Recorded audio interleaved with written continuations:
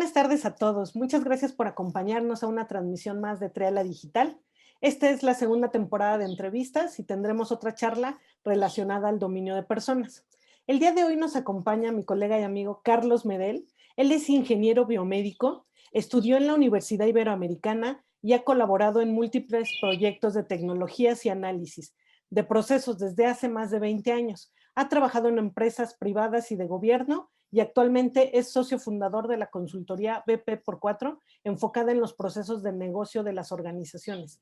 Desde hace más de 5 años ha impartido clases de diferentes temas en diferentes niveles y universidades, y hoy estará con nosotros para platicarnos sobre la negociación en los proyectos. Hola Carlos, bienvenido, ¿cómo estás?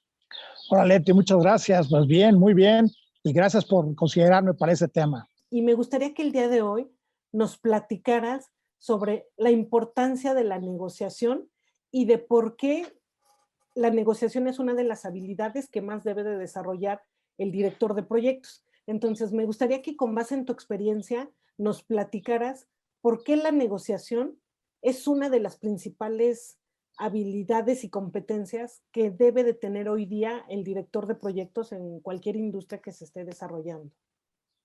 Bueno, pues muy bien. Esa pregunta que me haces creo que debería cuestionársela a todo el mundo cuando va a iniciar un proyecto. Realmente la habilidad de negociar es parte del DNA, del ADN del líder de proyecto, más del director de proyecto. ¿Por qué? Porque constantemente está tomando decisiones, constantemente está afectando cierta parte del proyecto o a la gente, sobre todo a las personas, porque hay una línea, hay un objetivo, hay algo que hacer y en el camino encuentras muchos obstáculos o encuentras muchas desviaciones y constantemente tienes que tomar decisiones. Con base en esas decisiones y en esas afectaciones que haces, forzosamente tienes que negociar. Y esa negociación siempre está encaminada al propósito del proyecto, al objetivo del proyecto, a no perderlo. Y entonces esa habilidad tiene que estar pues latente en el director del proyecto. De hecho, tú tomas decisiones con base en tu conocimiento, pero al principio lo que tienes es datos. Hay un montón de datos. Luego el proyecto mismo te permite estructurarlos en términos de conceptos que puedas manejar y puedas medir fácilmente. Tu conocimiento te ayuda a generar alguna decisión con base en esa estructura de información. Y la aplicación de ese conocimiento es lo que te puede dar lo que llamamos sabiduría. A veces no está esa sabiduría tan latente en lo que hacemos, pero la idea es esa, que tú tomes decisiones y generes ese tipo de prerrogativas dentro del proyecto con base en un conocimiento per se y sin perder de vista nunca, que es lo importante, el propósito del proyecto. ¿Para qué estás haciendo el proyecto? Es lo más importante. Por eso creo que la habilidad de negociar es parte del ADN del director del proyecto. Es bien interesante esto que nos comentas, Carlos, porque, como dices, al inicio tomamos el reto de darle estructura y forma a una idea, a una necesidad, al cómo cubrirla para llevar a buen término un proyecto. Eh, de que inicia hasta que termina pasa mucho tiempo, a veces meses, a veces años, cuando los proyectos son grandes. Y en todo ese ciclo de vida del proyecto va a estar latente que nosotros como directores de proyecto tenemos que estar negociando, ¿no? Ahorita me gustaría que nos platicaras un poco sobre qué parte, qué áreas o qué necesidades has identificado tú que son las que más tenemos que intervenir en la negociación, ¿no? Porque si bien los recursos son limitados, y más ahora en estos momentos, creo que hoy día es cuando más tenemos que aprender y sacar de nuestro, yo siempre les digo, de nuestra bolsita de herramientas y habilidades que tenemos todos los directores de proyecto, es hoy día nos piden hacer más con menos, ¿no? Porque lo hemos vivido en esta pandemia. Hoy éramos 7, ahora ya somos 5, pero estos 5 que quedamos, seguimos sacando el trabajo de los 7. Entonces, hoy día en todo el mundo las organizaciones nos piden ser más eficientes y eficiente implica hacer más con menos recursos o darle el óptimo uso a esos recursos. Entonces, en tu experiencia, Carlos, sobre todo en estos proyectos de tecnologías de la información y de definición de procesos de negocio en los que has intervenido mucho, me gustaría que nos platicaras qué te has topado en ese camino, como de en qué áreas tú les dirías a los directores de proyecto que nos ven, tienen que poner mayor atención porque es donde más van a requerir de hacer este uso de las negociaciones? Bueno, sí, un poco también complementando lo que decías, la eficiencia y la eficacia son parte fundamental de esa toma de decisiones. Y en general tú estás tomando decisiones todo el tiempo. Es más, yo te diría desde que naces empiezas, bueno, a lo mejor no desde que naces, pero desde que empiezas a tener uso de la conciencia, estás tomando decisiones, ¿no? Incluso empieza a negociar desde muy temprana edad. Aunque por un lloriqueo estás pidiendo una mamila seguramente, ¿no? Pero bueno, la idea es esa, que tengas esa capacidad de poder negociar. Dentro de las fases del proyecto, dentro de las etapas del proyecto, inicio, planeación, ejecución, control y seguimiento y cierre, siempre estás tomando decisiones. Hay tres cosas que no vas a poder evitarlo para hacer esta negociación todo el tiempo, que es el cambio de alcance, evidentemente, ¿no? El cambio de alcance es básico que tengas esta negociación todo el tiempo. El presupuesto, siempre vas a tener problemas con el presupuesto y la parte de los recursos, la negociación, no voy a cambiar la palabra, no es recursos, la negociación con los equipos de trabajo, con la gente. Ese es el pan nuestro de cada día. La negociación tiene que tener esta ventaja de poder entender cuál es el problema, que es una de las principales características de la negociación. Tienes que saber perfectamente cuál es el problema y proponer unas soluciones, no una, sino de preferencia varias, para que entonces en cada momento lo estés haciendo. Incluso en el inicio del proyecto, tu negociación va a estar muy enfocada a negociar el alcance, a negociar los recursos, a negociar el presupuesto, etcétera, etcétera. Ya en la planeación vas a poder empezar a negociar la duración de las actividades, las mismas actividades como tal, la estructura del WS, etcétera, etcétera. Y así nos vamos con cada uno. Donde se pone más intenso siempre será en la ejecución, control y seguimiento. Esas dos fases siempre te harán. Pero la que es la cereza del pastel de ti es el cierre de proyecto. El cierre de proyecto es una maravilla para negociar, porque entonces el deadline es dificilísimo que cumplas el deadline. O sea, el deadline siempre tu propuesta de proyecto es un supuesto. Y entonces cuando llegas al final del proyecto, es posible que tu fecha cambie, o que se haga antes, o que se haga después, o que tengas un mix ahí, o que hayas incluso tenido un cambio de alcance a la mitad del proyecto. Entonces, esa negociación se convierte en algo fundamental para terminar y cerrar el proyecto como debe ser, ¿no? Con el acta de terminación, con el entendimiento y las lecciones aprendidas para la gente. Entonces, yo te diría, primero hay estos tres puntos: el cambio de alcance, el presupuesto y la gente. El equipo de trabajo son cosas que te vas a encontrar durante todo el trayecto del proyecto. Pero los puntos álgidos yo diría que son al inicio del proyecto, al cierre del proyecto y en medio, en la ejecución y el control y seguimiento. Así, tal cual. Y fíjate que aquí también, Carlos, hay una parte importante, como mencionabas durante la ejecución, que es casi el medio. También la negociación, a veces la vemos solo del lado del cliente, pero ¿qué pasa cuando hubo involucrado proveedores?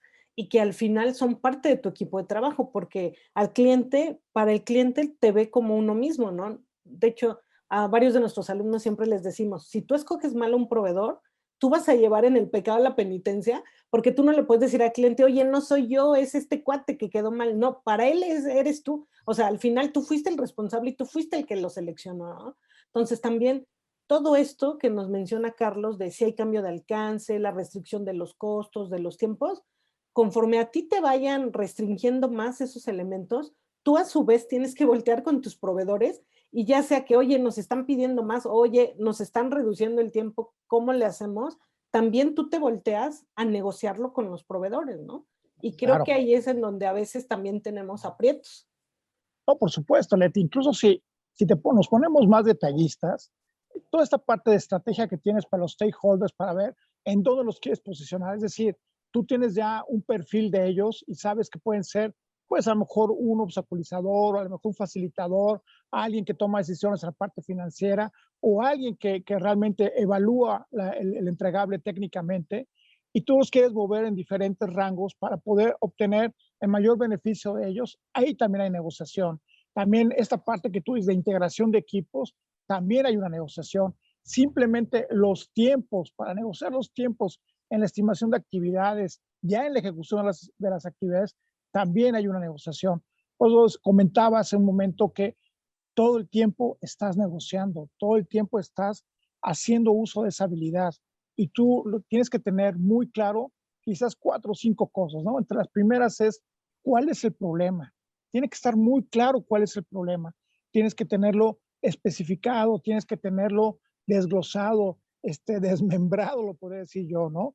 No verlo como un todo, sino en partecitas y ver cómo vas a ir resolviendo cada cosa. Eso implica una negociación forzosamente.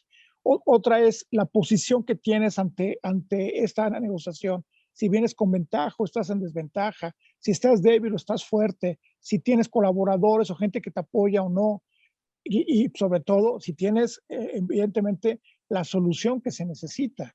Entonces, esas son otra cosa que tienes que visualizar. También tienes que visualizar la parte en donde el cliente también tiene una posición y tiene una preferencia y tiene un objetivo. ¿De qué se trata? ¿Qué es lo que está obteniendo? ¿Qué es lo que está tratando de buscar en esta confrontación? Porque hay una cosa cierta, ¿eh? En todos los proyectos lo que sí se puede garantizar básicamente es que vas a confrontar. O sea, vas a tener en algún momento algún problema.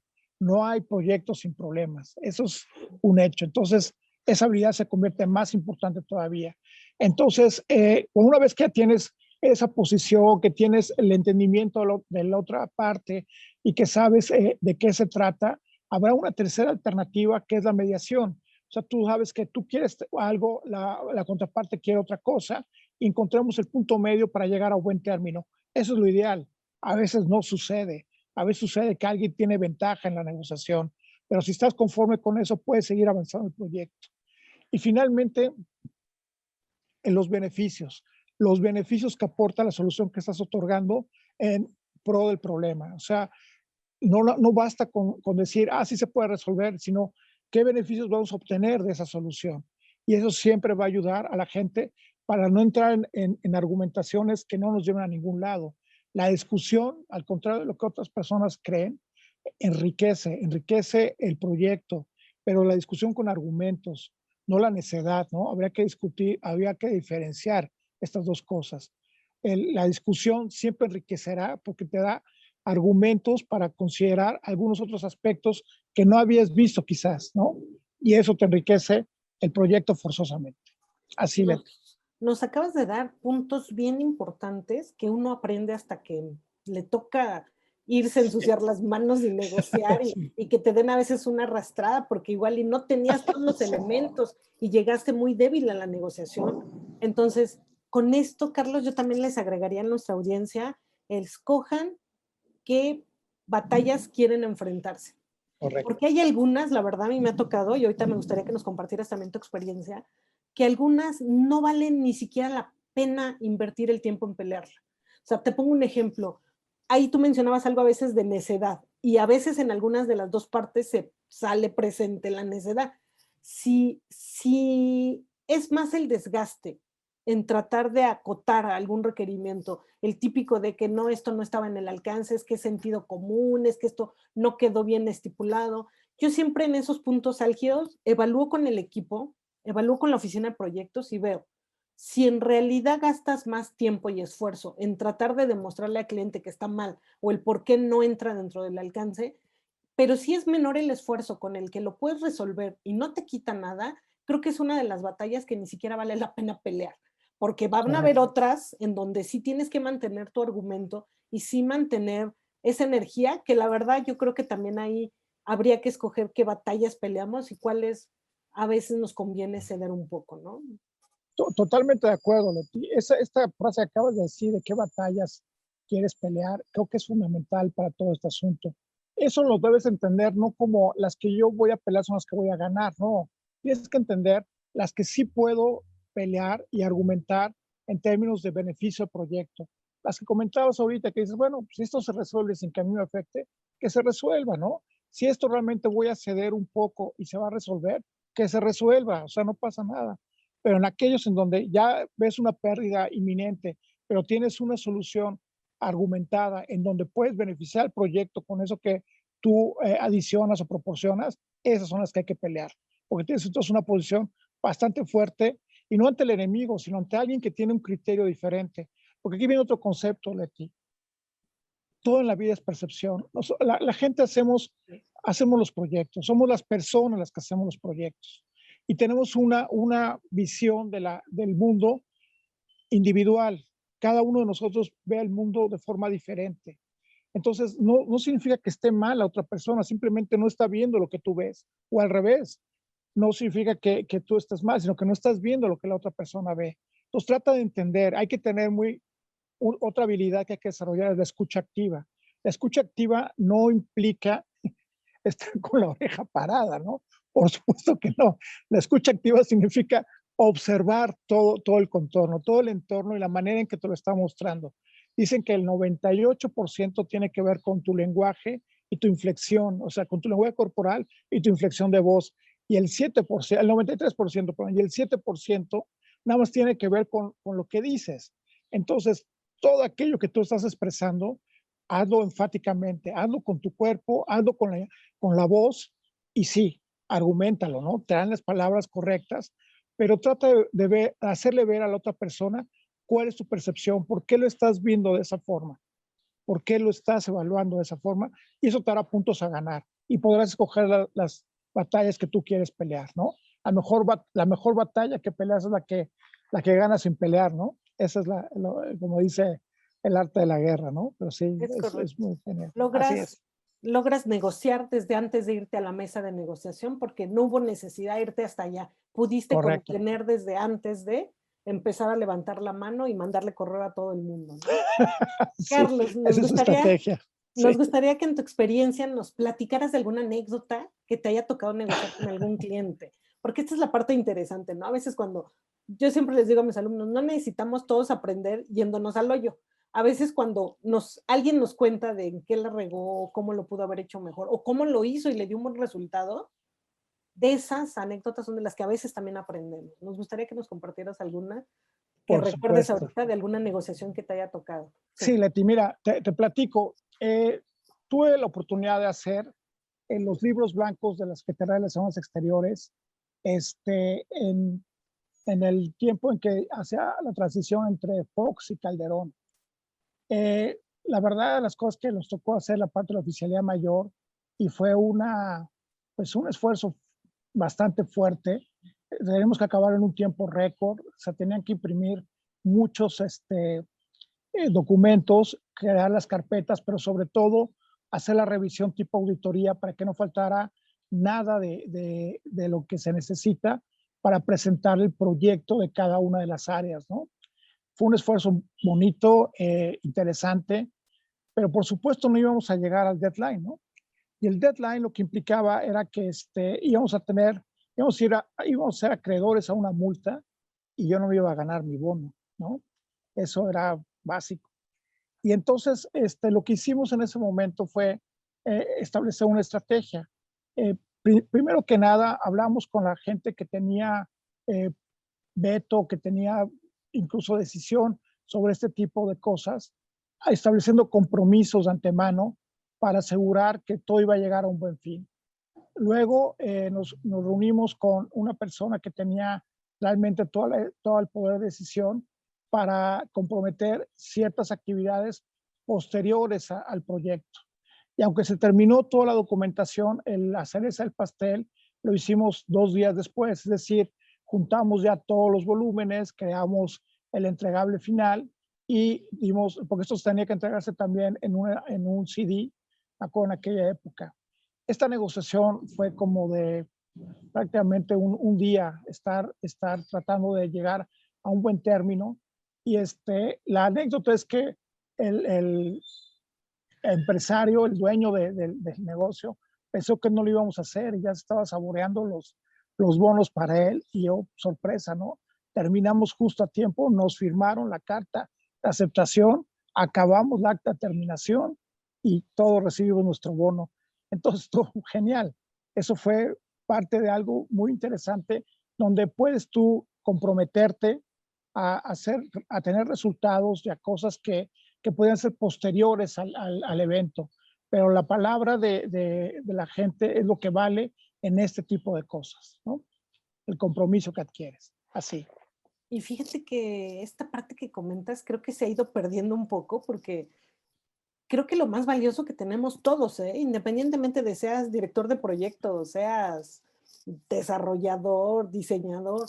Creo que nuestro valor como persona del si tú ya diste tu palabra y te comprometiste a algo, se ha ido perdiendo, porque a mí me ha tocado en los últimos proyectos que todo sí o sí tiene que quedar firmado y documentado, porque si quedó en palabra, se las lleva el viento.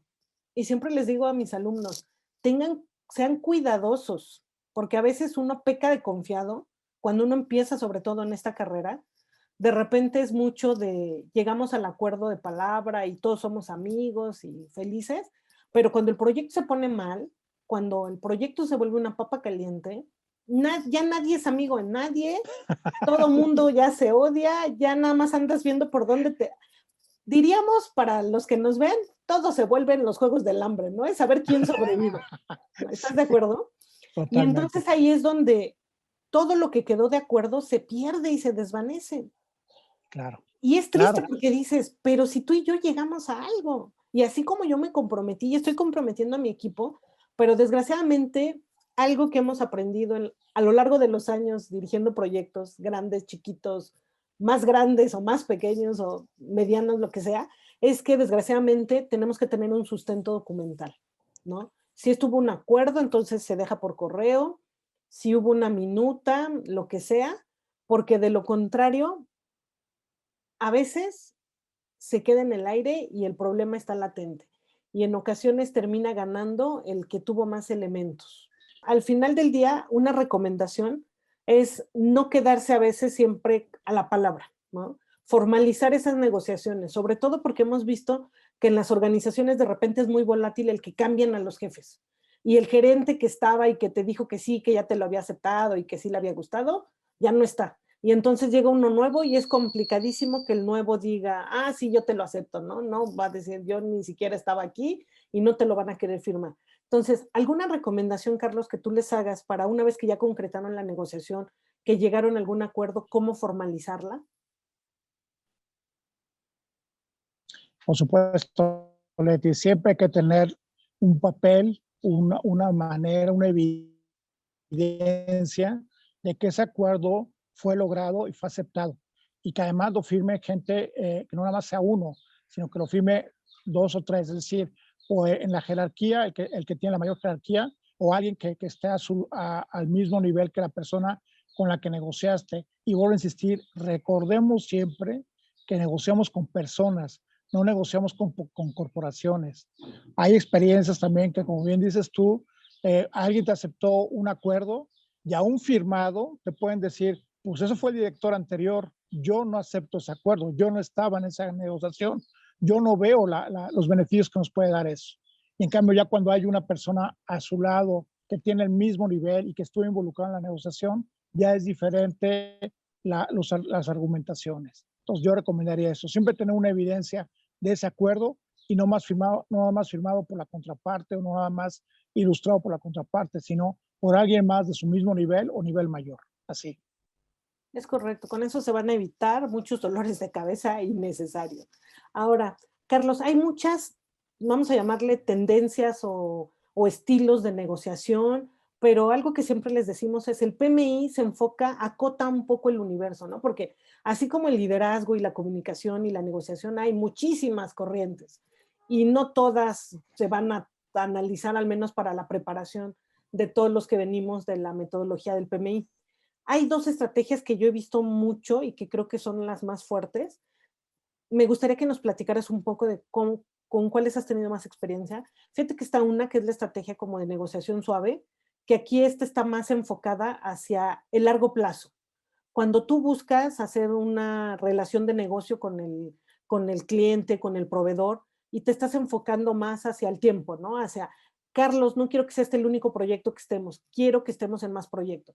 Y este estilo de negociación suave se basa en buscar el ganar-ganar, que es decir, el beneficio sea mutuo, que nadie pase encima de nadie. Y justo dentro de este que se maneja como suave, a veces también está el estilo perder-ganar, que es lo que mencionabas hace rato. A veces hay que ceder un poco, pero en la siguiente negociación nos ponemos a la par, ¿no? Es decir, a veces a mí me ha tocado ver negociaciones con la gente de venta Ajá. que dice, oye, Carlos, es que ya no entra en mi presupuesto de este trimestre, va a entrar en el que sigue. Mira, acéptame este entregable y en el siguiente contrato, pues ahí lo ajustamos, ¿no? Sabemos que a veces es una promesa porque no siempre se puede llevar a cabo, pero siempre se busca en este estilo el largo plazo, ¿no? Por un lado está ese. Y también por un lado está el estilo duro, que este es el menos recomendable, pero a veces hay gente o empresas que lo usan mucho. Y es el estilo de negociación de si yo no gano, entonces los dos perdemos, ¿no? Que está más enfocado al estilo perder, perder. Y es cuando tú ves que ya no estás llevando ventaja, entonces decides que el otro tampoco gane, ¿no? Y también está el otro estilo que a veces es el de ganar a toda costa. Yo quiero ganar aunque el otro pierda, ¿no? Entonces, estos no buscan el largo plazo, es más como la utilidad del momento o qué proveedor te puede ayudar o quién te puede servir en este momento, pero creo que cada uno se maneja de acuerdo a la situación en la que se encuentra el proyecto. En tu experiencia, Carlos, ¿cuáles son los que más has usado? Esas dos tipos de negociaciones que hay ahorita tienen que ver también con la posición, tiene que ver con el conocimiento que tú tienes del problema y qué tan fuerte o débil estás ante esa resolución. Sí estoy de acuerdo contigo que la suave, digamos, que implica más consenso, más argumentación, es a largo plazo, pero también tiene que ver con el momento en que estás en el proyecto y la manera en que estás relacionado con el proyecto. Muchas veces la suave no tiene sentido porque lo que es muy agresivo hacia ti, el ambiente del proyecto, y entonces es probable que una negociación suave, como se menciona, no tenga el efecto que estás buscando.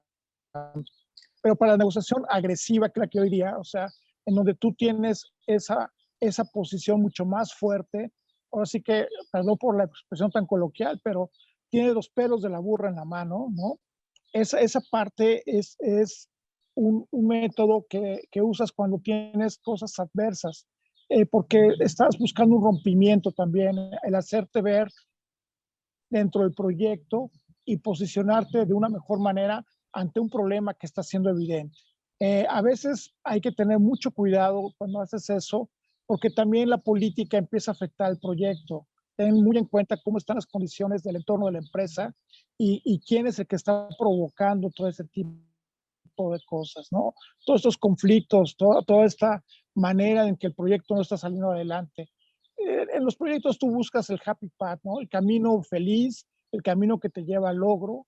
Y cuando hay un buen facilitador y cuando tienes la integración del equipo y cuando tienes esa buena relación y esa colaboración y todo el mundo está alineado hacia el objetivo aspiracional del proyecto y sus objetivos personales cumplen y están inmersos en el objetivo aspiracional, parecería que todo fluye, pero habrá siempre un petito en la rosa. La verdad de las cosas es que tú tienes una posición diferente cuando tienes esta buena relación dentro del proyecto, sabes bien cómo está la ambientación dentro de la organización, conoces los pormenores del problema, lo has desmembrado, tienes varias soluciones para ello y mejor aún, tienes los beneficios que produce cada solución que estás generando. Porque a lo que venimos realmente los líderes de proyecto es a resolver problemas, es a dar soluciones a conflictos y cosas que van sucediendo durante el proyecto. Y esa es la ventaja de tener a alguien que puede ver el problema globalmente, que puede ver el conflicto de diferente manera. Y esa percepción, ver el problema de diferentes aristas y proporcionar soluciones con base en eso, es lo que le da mucho mejor dominio del proyecto a la persona que está dirigiendo, ¿no? De eso se trata. Así es. Muy bien, Carlos. Y ya por último, para cerrar nuestra entrevista, me gustaría que nos dieras alguna recomendación para los que ya están inmersos en este mundo de dirigir proyectos o para los que están preparándose para apenas empezar a hacer sus pininos en sus primeros proyectos. ¿Qué les recomendarías tú para aprender a negociar? Porque si te das cuenta, desgraciadamente, esta es una habilidad que vamos desarrollando con la práctica, porque en la escuela, al menos en la universidad, no nos enseñan negociar, ¿no? Y todo el tiempo estamos negociando, desde con nuestra familia, a si vamos a ir a comer, qué queremos comer, porque alguno querrá comida china, el otro quiere tacos, alguien quiere hamburguesas, o hasta para irnos de vacaciones, ¿no? No, es que yo quiero playa, no, a alguien no le gusta el sol, quiere irse a otro lado, ¿qué película vamos a ver? No, es que tú quieres siempre de acción, no, yo quiero una de romance, no, mi hijo quiere una de animación, entonces todo el tiempo estamos negociando, ¿no? Ya más allá de los proyectos en nuestra vida diaria. Alguien que quiera mejorar esta habilidad, ¿qué les recomendarías? ¿Algún libro? Yo sé que tú tienes un repertorio muy grande de libros que eres mi contacto de recomendaciones siempre de Carlos, recomiéndame un libro. ¿Qué les recomendarías? ¿Por dónde pueden dar este primer paso para quien quiera desarrollar esta habilidad? Voy a recomendar dos o tres cosas de entrada. Una, primero conócete a ti mismo, conoce tu poder, sé consciente de las cosas que haces. Eso es muy importante. Como bien dices tú, estamos negociando desde muy pequeños. El niño es un negociador natural, si lo ven. Siempre está tratando de encontrar el mayor beneficio hacia él y pone en la mesa las cosas que puede negociar y entiende lo que quiere. Eso es otra de las grandes características. Piensa bien qué es lo que quieres. Muchas veces el cliente también no tiene mucha idea de lo que está pidiendo o no tiene idea de lo que está queriendo.